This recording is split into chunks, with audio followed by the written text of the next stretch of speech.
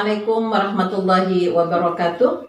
A'udzubillahi minasyaitonirrajim. Bismillahirrahmanirrahim. Alhamdulillahirabbil alamin wassalatu wassalamu ala asyrafil anbiya'i wal mursalin wa ala alihi wa sahbihi ajmain. Amma ba'du. Pemirsa yang dirahmati oleh Allah, kajian kita pada kesempatan ini mengambil hikmah dari kandungan nilai-nilai ibadah haji. Menurut ahli syariati, bahwa ibadah haji gambaran dari drama kehidupan, di mana sutradara, skenario sekaligus penulis naskah adalah Allah Subhanahu wa Ta'ala. Setting tempat ditentukan di Mekah dan sekitarnya. Sedangkan pemeran utama adalah Nabiullah Ibrahim dan keluarganya yang sebenarnya sudah diawali sejak Nabiullah Adam alaihissalam, kemudian berkesinambungan sampai pada Rasulullah sallallahu alaihi wasallam. Kemudian yang ikut serta berperan pada pelaksanaan ibadah haji itu ada malaikat, ada alam sekitar, dan juga setan. Maka dari itu kita upayakan bagaimana kita menjadi aktor dan aktris daripada drama kehidupan ini. Bagaimana kita bisa memerankan Nabiullah Ibrahim alaihissalam, merefleksikan kembali Nabi Ibrahim dan keluarganya di dalam pelaksanaan ibadah haji. Mari kita ikuti kandungan nilai-nilai mulai dari ihram, dari mikot sampai tahallul. Pemirsa yang dirahmati oleh Allah, ibadah haji adalah ibadah yang diawali dengan ihram dari mikot, kemudian ditutup dengan tahallul.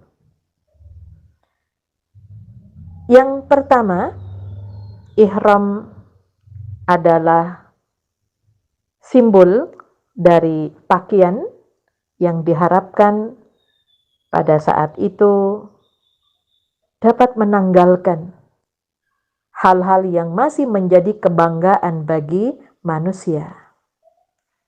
Kemudian setelah itu dilanjutkan dengan melafadzkan niat dan talbiyah seperti labbaik Allahumma umratan atau labbaik Allahumma hajjan, yang artinya aku datang memenuhi panggilanmu ya Allah. Nah, makna panggilan Allah itu ada dua. Panggilan untuk melakukan ibadah ketika kita mendengar dikumandangkan suara adzan, berarti kita dipanggil untuk melakukan ibadah sholat. Ketika masuk tanggal 1 Ramadan, berarti kita dipanggil oleh Allah untuk melaksanakan puasa di bulan Ramadan. Ketika kita memiliki kesanggupan melakukan ibadah haji, berarti Allah memanggil untuk melaksanakan ibadah haji. Sedangkan panggilan Allah yang kedua adalah kematian. Maka pakaian ihram tidak jauh beda dengan pakaian yang akan kita gunakan nanti ketika kita harus menghadap kepada Allah Subhanahu wa Ta'ala. Pemirsa yang dimuliakan oleh Allah, ibadah haji diawali kalau kita ikuti sunnah Rasulullah berangkat dari kota Mekah setelah melafadzkan niat menuju Mina pada tanggal 8 Zulhijjah yang dikenal dengan hari Tarwiyah. Tarwiyah itu dari kata rawwa yurawi tarwiyatan, artinya merenung dan berfikir. Kalau kita lihat sejarahnya pada saat itu, Nabiullah Ibrahim alaihissalam bermimpi menyembelih anaknya yang tentunya ada kesempatan untuk ragu-ragu dengan mimpi itu. Maka tanggal 9 ya, yang dikenal dengan hari Arafah. Arafah itu artinya Nabi Ibrahim mantap dengan takwil mimpi yang asalnya ragu kemudian menjadi tahu kalau itu adalah perintah Allah Subhanahu wa Ta'ala. Kegiatan di Arafah itu melakukan ibadah yang disebut dengan wukuf. Wukuf itu berhentinya Nabiullah Adam alaihi salam ketika Allah memberikan cobaan dipisahkan dengan keluarganya, kemudian dipertemukan di mana masing-masing mengenal setelah melakukan introspeksi diri. Ya, dan menyampaikan permohonannya kepada Allah Subhanahu wa Ta'ala, Rabbana zalamna anfusana wa illam taghfir lana wa tarhamna lanakunanna minal khasirin. Sebuah pengakuan tentang kesalahan yang telah dilakukan oleh dirinya.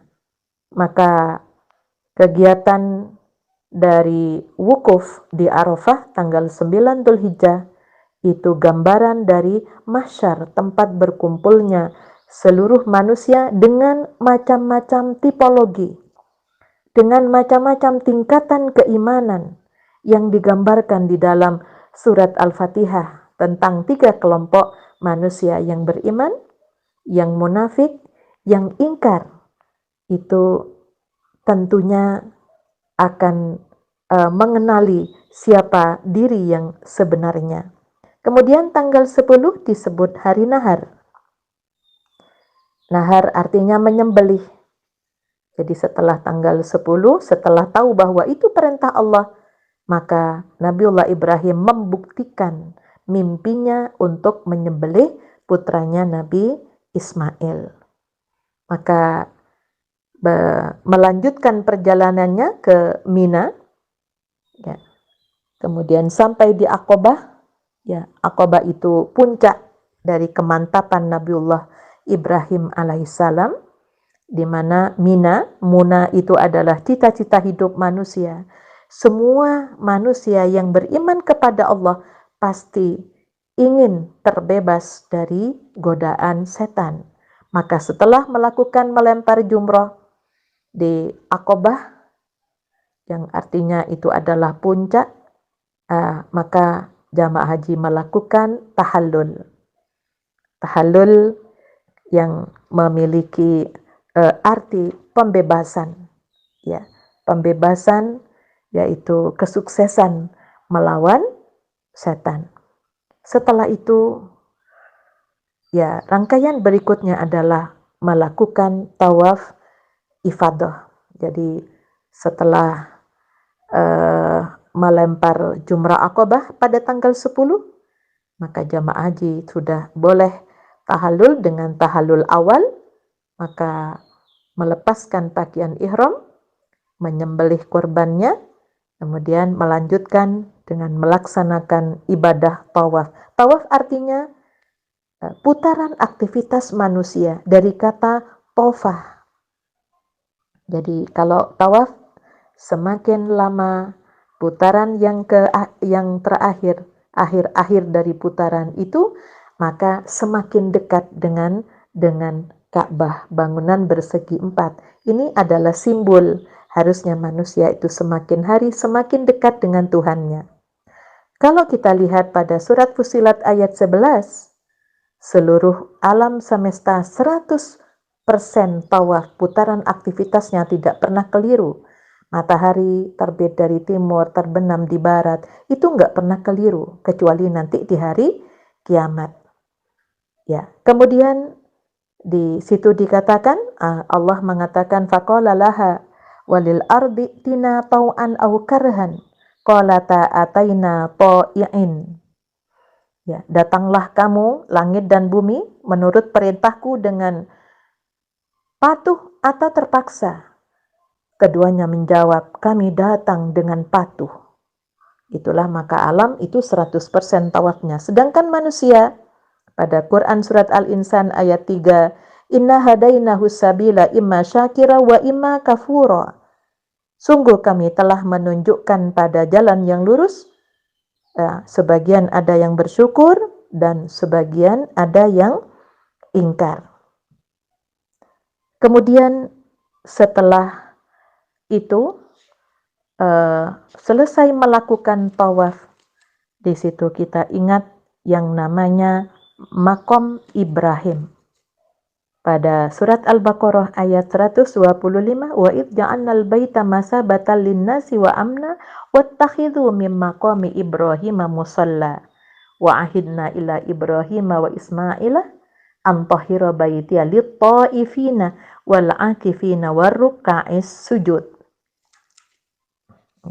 Jadi ingatlah ketika kami menjadikan rumah Ka'bah tempat berkumpulnya manusia, jadikanlah makam Ibrahim sebagai tempat sholat, dan telah kami perintahkan kepada Ibrahim dan Ismail agar supaya sucikan bagi orang yang yang tawaf, yang sholat, yang melakukan iktikaf. Jadi jangan sampai keimanan, ada unsur-unsur kesyirikan yang ada pada pelaksanaan ibadah itu. Nah, makam Ibrahim adalah gambaran dari istafet risalah tauhid. Makam Ibrahim adalah simbol dari prestasi Nabi Ibrahim alaihissalam dalam menegakkan kalimat tauhid. Tauhid sebagai kalimat tahrir, pembebasan dari menyembah makhluk menuju hamba Allah. Maka ketika di makam Ibrahim, kemudian kita diperintahkan untuk melakukan sholat 2 rakaat. Setelah itu minum air zam-zam untuk melaksanakan ibadah sa'i. Sa'i dari kata sa'a yas'a sa'yan, usaha keras. Dalam surat An-Najm ayat 39 ayat 40, wa alaysa lil insani illa ma sa'a wa anna sa'yahu sawfa yura, bahwa manusia hanya memperoleh apa yang telah diusahakannya, dan sesungguhnya usahanya itu kelak akan diperlihatkan kepadanya. Nah, jadi sa'i itu adalah usaha. Pada waktu itu sejarah Siti Hajar ketika mencari air, sehingga diawali dari sofa artinya bersih. Jadi kalau kita usaha untuk kebahagiaan dunia dan akhirat, usaha itu ada 2, untuk dunia dan akhirat. Kalau diawali dari kesucian niat, maka tentunya akan mendapatkan marwa. Ruwiya marwa, jadi seteguk air yang bisa menghilangkan dahaga. Nah, untuk itulah maka setelah selesai melakukan ibadah sa'i yang berakhir di marwa, maka jamaah haji melakukan tahallul sani. Tahallul sani. Maka pada surat Al-Jin ayat 14, faman aslama faulaika yahrau rasyada. Jadi Allah akan memberikan ketika barang siapa yang tunduk, maka Allah itu akan memberikan jalan yang lurus kepada manusia dari hasil usahanya. Nah, kemudian setelah itu melempar jumroh wula wusta Aqabah. Jadi jumroh itu perlawanan manusia melawan setan, sebagaimana dalam surat Al-Hajj ayat 52. Jadi memang manusia itu membuat angan-angan kita itu menjadi kosong, kadang-kadang berangan-angan yang tidak benar di dalam kehidupan. Kemudian Ismail adalah simbol yang diabadikan oleh Allah di dalam Al-Quran, ya. Jadi kalau Allah mengganti Nabi Ismail dengan sembelihan yang besar, maka untuk kita sekarang sebenarnya Ismail itu adalah segala apa yang kita cintai.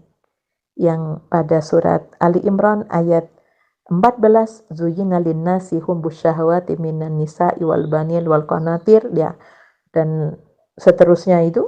Nah, itulah yang apa yang kita cintai, itulah yang harus kita korbankan untuk mencapai kebenaran di dalam keimanan kita. Kemudian Ismail adalah simbol yang bisa melemahkan keimanan seperti yang dikatakan di dalam surat At-Taubah ayat 24. Jadi yang berkaitan dengan urusan-urusan dunia itu bisa melemahkan iman seseorang. Kemudian yang ketiga, Ismail itu simbol ketika seseorang diperintah oleh Allah. Ya, pada ayat 102 Nabi Ibrahim masih ragu-ragu. Jadi ketika menceritakan tentang mimpinya, kemudian menyampaikan kepada Nabi Ismail, "Fandur madza taro?" Maka bagaimana menurut kamu? Berarti di situ masih ada keraguan. Maka untuk itulah ibadah haji yang diakhiri dengan tahallul. Tahallul adalah simbol dari pembebasan. Jadi kalau sebelum melaksanakan ibadah haji seseorang masih lebih banyak mikir kepada dirinya, ya, jadi setelah saya, maka tingkatkan kepada kami, dari kami menjadi kita.